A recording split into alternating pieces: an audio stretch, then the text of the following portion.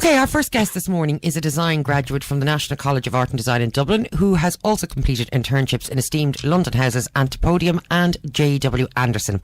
More recently, he has immersed his talents in an innovative collaboration with fellow graduates of film, videography, product and industrial design, sound and multimedia to produce Pulling Strings, which will be unveiled early next year. Andrew Bell, good morning. Hello, good morning. Thanks very much for having me here today. You're very welcome. A very interesting project there, Andrew, Pulling Strings. Could you tell us about it? I can, yeah. It was just this idea that I had. I really wanted to bring lots of creative people together. I didn't want to be just another creative graduate for export. And the whole idea is to bring together creativity and show what a mixture of fashion, film and, as you said, like industrial furniture design graduates can put on here in Ireland. Okay, so another graduate for export, is that the route that most of your contemporaries are going to have to take? Yeah, like I am planning on moving to Paris myself, but I wanted to do this project before I left. So many of my friends left within a week or 2 weeks of even leaving college, and I just thought I wanted to give something back to Ireland or create something in Ireland first before leaving. I think we have brilliant talent like designers like Simone Rocha and Jonathan Anderson, where I interned, and they all leave immediately. And we have a great reputation abroad, but it would be nice, I think, if we were able to present something here as well. And I suppose Pulling Strings then will serve, a double purpose, because it'll become, if you like, a showcase for yourself. Exactly. That you can, with something like this, you can take it that's internationally with you. Yeah, that's the idea. The name of the project it's kind of conceptual. It came from the idea that the one constant in the fashion industry, it's so changed, especially with the internet and Instagram and everything. Fashion has changed how we consume it. But the one constant thing is this needle and thread constantly sewing, pulling panels of fabric together to create garments. And this project that I did really involved as well suspending garments using invisible strings, and using this big frame that I built with this furniture designer. And together then we made a fashion video of the garments being suspended out of these containers. And the whole kind of feeling is it's pulling together to create a vision, just like fashion is about pulling panels of fabric together to create something real. So yeah, that was all the kind of thoughts that were going around in my head at the time. So you got together with, how difficult was it to find, because even there's people from very, very diverse backgrounds in there with you? Yeah, well, I suppose in the internet age, I literally stalked so many people. I just typed in video graduate, film graduate, Ireland, Dublin. I contacted lots of people. I was cancelled on by certain people, so other people came with me, and everyone for the project worked for free as well. I paid for all of the resources, the fabric, the rental of the lights, camera equipment. It's my vision, but everyone worked for free, their own free time, and I really appreciate that. And I think that's what kind of made it special as well, that we're all creating this because we wanted to create it, not for financial gains, So the end product will be available for, I presume, public consumption. It's going into a gallery in Thomas Street. Yeah, the gallery is just off Thomas Street in Dublin 8, near the Art College, just beside the Guinness factory. It's going to be a free exhibition open to the public. It's opening on Thursday the 18th of February. It's only going to be running for 5 days until the 22nd. Yeah, so there will be a fashion video, installation, and I'm also working with a sound designer and multimedia artist to create a specially designed piece of music which will accompany the video, and that will create quite a feature in the exhibition. It'll be quite loud. The space is quite echoey as well. So yeah, it should be really immersive. I think another thing that I really wanted to bring about was to create a space where fashion can be experienced that's not commercial.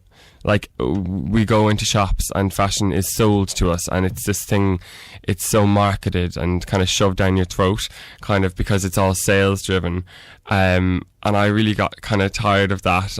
I'd interned in London, and I came back and felt really kind of overconsumed by this whole really crazy industry where everyone needs more clothing all the time and more designs. And this was just about creating something a little bit slower and also a little bit kind of less obvious, like, is it fashion, is it art? and it's free to just engage with. So yeah, that was kind of my starting point, and that's where we've ended up as well. So, but it does still feature your designs. So it does. It does. I still haven't lost my passion for commercial design. Like, I want to go to Paris and work in a big fashion house. But and it's not abstract. I mean, these clothes can be worn. They can be worn, yes, but they're not practical. They're show pieces. There's meaning and thought and feeling behind them. It's not something you're going to wear out to a wedding anytime soon. It's sort of a suspended catwalk. I'm just going to talk to you a little bit about the crowdfunding and first of all, the concept of crowdfunding and what drew you towards it to fund your project. Well, as young graduates, it's really difficult in Ireland. I find it's really difficult to get support and funding. I applied for lots of grants. I heard back from one. I heard back from one in Dundalk, so I was really happy about that. But other grants, I got turned down for, despite really thorough applications, 14 pages long, everything included. And I suppose it's seen as a risk to invest in young people. So crowdfunding is this new method of being able to fund a project. It's done through the internet, it's all online, and it's where lots of people give small amounts of money towards a project or a cause, and it basically makes things happen. And in return for the small donations that people give, the person running the campaign, like myself, you pledge rewards. So if somebody donates €20, I'll post them an invitation to the opening night. I'll post them a hand-designed and made lookbook or a fashion illustration. And all the details for that are available on the website, which is called www.fundit, all one word, .ie. And my project is in the design category in there. And you can watch a 3-minute video with lots of imagery of how we did the work, like us working in the wood shed to create this massive installation frame, me sewing the garments, shooting the fashion video, visiting the gallery space, just basically all the work that I've been working on since July. So it's quite interesting. If you get a chance, you should have a little look at it and see what you think. Okay, and there's 12 days to go there on your funded page. So 12 days to go. The target is €850. And I think we have about €300 at the moment, so we still need to push it a little bit more.